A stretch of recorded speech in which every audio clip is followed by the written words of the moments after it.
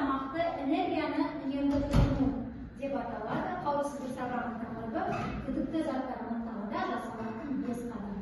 Ал балалар, мен сендерге сұрақ қояйын, жауап берейік. Сабағымызда басқармасында жақсы бір психологиялық ахуал тудырады. Біз таңдаймыз, шұғыланы таңдаймыз, бір-бірімізді қорғаймыз, пікіріміз құндылығы, қателесуден қорықпаймыз. Жарайсыздар. Ендеше қазір біз жиі арқылы жасалған видео тамашалайық.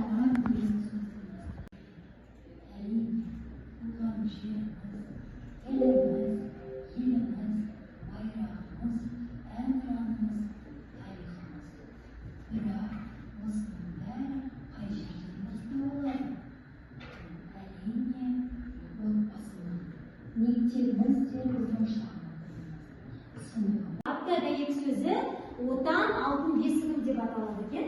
Соған байланысты жаңа видео көрдіңіз дейді. Қазір топқа бөлінеміз. Мына жерден келіп, бір-бір қағаздан аласыңдар. Сосын не шығады, сол топқа барып отырасыңдар. Келе қойыңдар. Бірінші қатар келсін. Бәріміз келеміз, бір-бірден аламыз.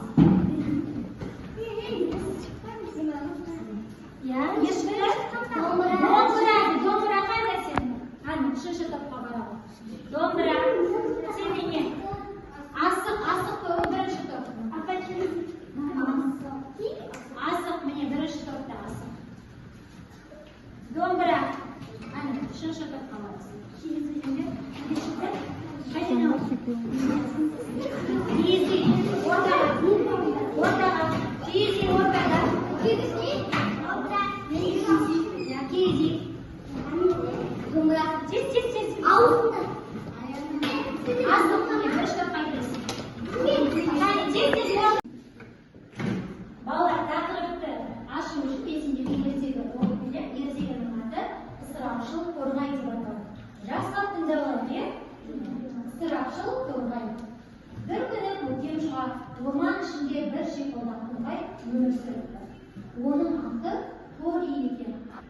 Тори өте ақылды, бірақ бір жаман әдеті бар. Ол ештеңені үнемдемей, ысыраппен жұмсай беретінін көріп еді. Таңғы шапағымен бірге тұрып, бір дәмді жемек болса, жартысын жерге түсіріп, ертең де табылыр деп кете береді. Су ішкенде бірнеше тамшы ғана керек болса да, шалшықты шалқылдатып тастайды. Қыста жинаған ұядағы азығын да достарына мақтанып тарата беріпті. Қараңдаршы, бәрі көп менде деп. Бір күні орманға ұзақ жаңбыр жауып, азық табу қиынға соғыпты. Тори ашылып, досы қарлығашқа келіпті. Маған бір уыс дән берші, қарлығаш. Жаз бойы үнемдеп жинадым. Сен ше дейді. Содан Тори басқа достарына барады. Бірақ бәрі үнемдегеннің өмірін деп жауап береді. Сол күннен бастап торғай ысырап етпей, әр дәмді қадірлей бастайды. Жаңбырдан кейін ұясына қайтып келіп, бір дәмді тауып алып, кішкентай болса да өмір сыйлайды деп шиқылдатты. Балалар, қазір біз мынадай тапсырма орындаймыз. Осы мәтінге байланысты, мәтіннен не түсіндіңдер, жеке жұмыс орындаймыз. Арқасын таратып берем. Бұл жерде сөйлемді оқисыңдар, егер дұрыс болса, дұрыс белгісін, бұрыс болса, бұрыс белгісін қойып шығамыз. Бұл жеке жұмыс. Тез орындап шығайық.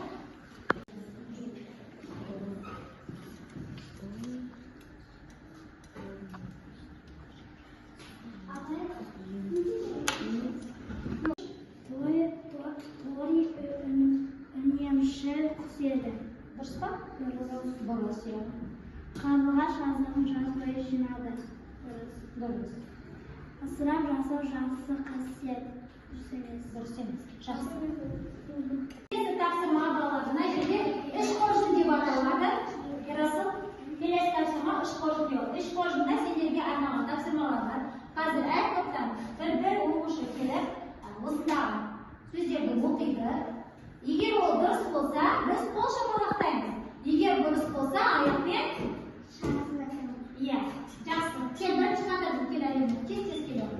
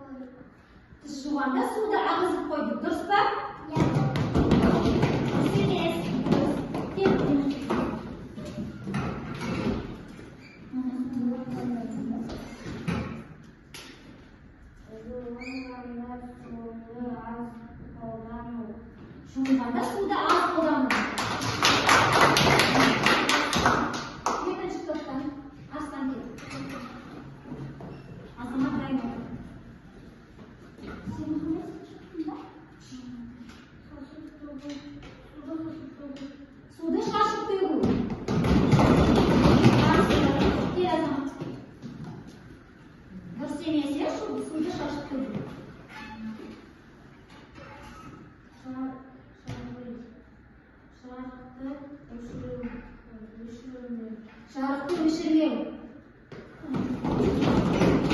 Бұл серия жарықты өшірмеу, иә? Кел, Аяна. Таңшыл қандай болады? Қалған тамақты тоңазытқышқа. Қалған тамақты тоңазытқышқа салып қою. Оны лақтыра салуға болмайды. Кет, Таңшыл.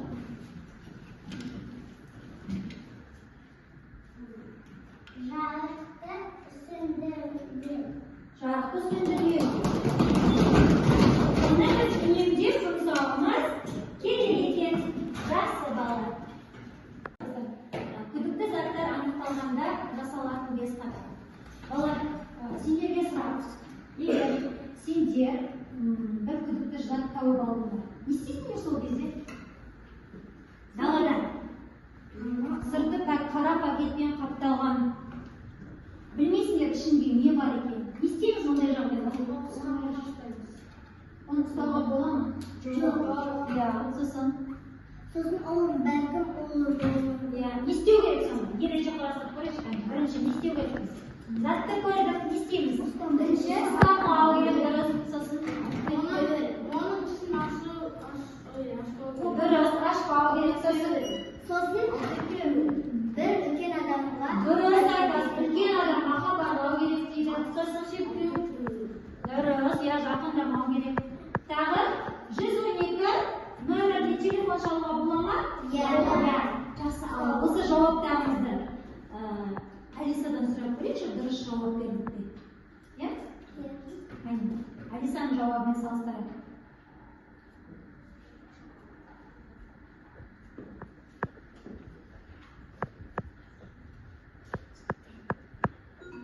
Алиса, қауіпті зат табылғанда жасалатын 5 қадам. Қандай? Іздеп көрейік. Алиса, өзің жауап берші. Қауіпті зат табылған жағдайда сіз 112 немесе құтқару қызметіне қоңырау шалып, шұғыл көмек көрсетуіңіз керек. Содан кейін сіз полиция мен өрт сөндірушілерді шақырып, қауіпті заттың орналасқан жер мен оның сипаттамасын беруіңіз керек. Сондай-ақ сіз ғимараттан қауіпсіз қашықтыққа кетуіңіз керек және қауіпті аймақтан тез арада. Дұрыс па балалар? Яғни оған жақындама деп тұр, иә? Сосын 112 құтқару қызметіне звондайды. Сонда бізде күдікті зат табылған кезде ұстамау керек екенбіз, иә? Қасына да жақындауға болмайды екен. Өте жақсы. ол саған қызық болып тұрса да ашына болмайды. Дұрыс. Балалар, қараң, қазір қандай мезгіл? Өз мезгілі, иә? Ауа райы қандай? Салқын болып тұр, иә? Мына күнімізді бұлт басып қалыпты. Осыны бұлттан сейілсеңші, кәне. Әр топтан бір оқушы келеді де, бұлттың артындағы сұрақтарға жауап береді. Кел, Ермұхамед, келші. Кел, аха, бұлтты. Достары не деп жауап береді? Достар, яғни жаңа Торидің достары, Торғайдың достары. Ол дәл сұрақтарға не деп жауап берді? Жоқ, Ермұхамед жауап берді. Дәл берді ма оған?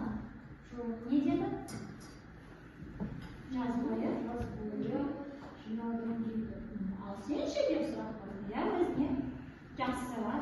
Так, келдіңіз ме?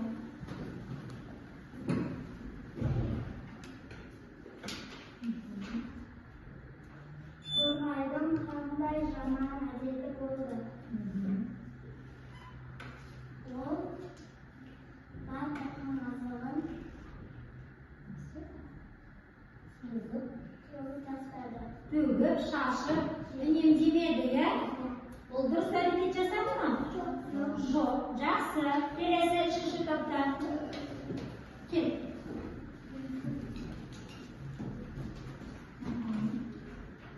Торғай қандай жағдайдан кейін өзгерді? Өзгерді ма?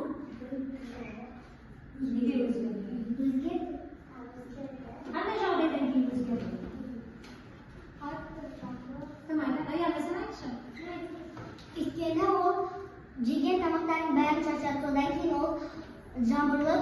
жабырып қоймайды, азық табу қиын болған кезде ол сол кезде түсінді. Иә, одан кейін не істейтін болды ол? Ол енді заттарын үнемдеп, үнемді пайдаланатын болды. Біз де не істеуіміз керек? біз де үнемдеп, Нені үнемді пайдалану керекпіз? Отыра. Нені? Жарықты, сосын суды, сосын тамақты.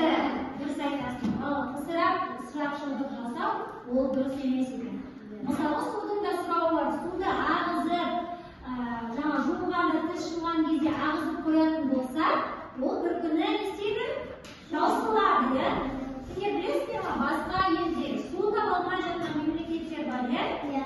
Бір тамшы суға зәру. Сондықтан біз әр нәрсенің қадірін біліп, оны үнемдеп пайдалануымыз керек екен. Үш тапсырма беріледі. Бірінші топ суды үнемдеу немесе суды артық қолдану туралы сурет саласыңдар. Иә, қазір оны сосын жандандырамыз. Екінші топ 5 қауіпсіз қадам ережесін құрастырасыңдар. Түсінікті ме? Түрлі түсті қаламдар қолдансаңдар болады. Сендер дұрыс және бұрыс әрекеттер тізімін жасайсың. Жақсы ма? Ал кет.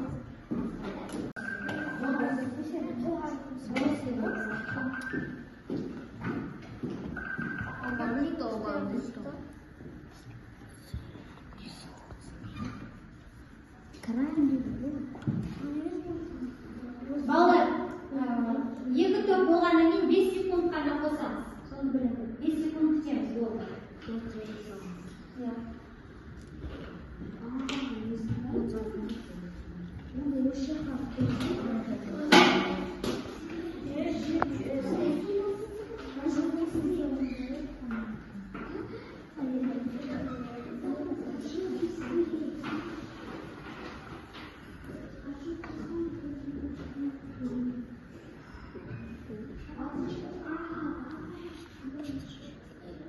Топтың суретін жасанды интеллектпен тірілтіп көрейік, иә? Не істейміз?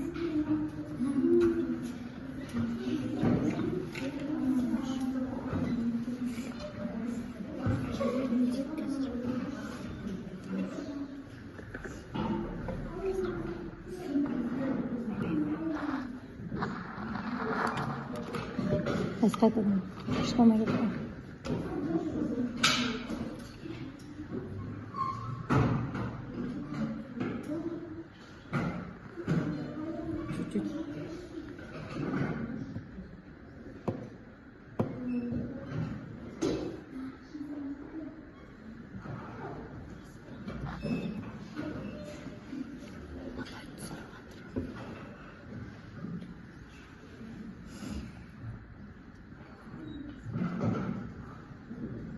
Жарық шықты сендерден, иә?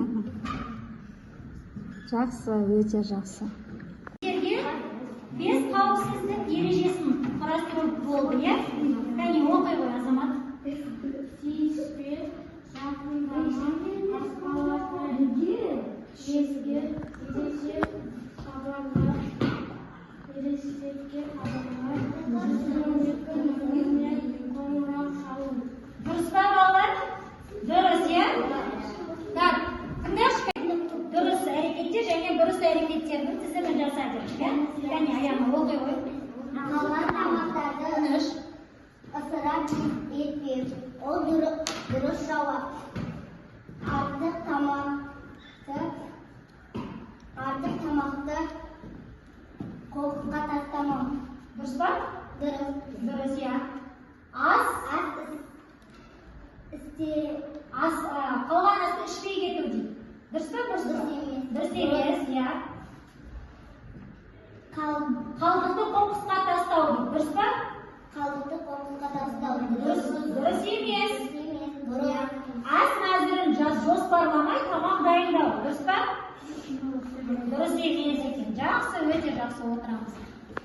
Серіктес айтты, жаңа шекре қойылған. Сұрақ қойылған, сол сұраққа байланысты мына асықты шерткен кезде қай жерге бір асыққа түссе, бір па, екі асыққа түссе, екі па, иә? Кел, барлығымыз топ болып орындар, иә? Бір асық сендерге, міне, бір асық. Иә, қолмен. Мына жерге қоямыз. табал керек екен. Жақсы, шертіп қойдым. Мен сабақты қорытындылау үшін мен сендерге сұрақ қоямын. Егер дұрыс болса иә айтып, дұрыс емес болса жоқ деп қана жауап беремін. Жақсы ма? Ал иә жоқ ойыны деп аталады. Тіс жуғанда суды ағызып қоямыз. Жоқ, дұрыс емес. Тіс жуғанда суды ағызып қоямыз. Жоқ. Қауіпті зат көрсек ұстаймыз. Жоқ. Үлкендерге хабар береміз. Иә. Үнемдеу деген дұрыс емес. Жоқ. Жоқ. Балалар, сабақ барысында біздер нені түсіндіңіздер? Не істеуге болмайтынын түсіндіңдер. Айта алыңдаршы. Дұрыс, егер күдікті зат көрсек, оған тиіспеу керек дейді. Тағы білмей. Өте жақсы. Суды, жарықты, тамақты үнемдеуіміз керек.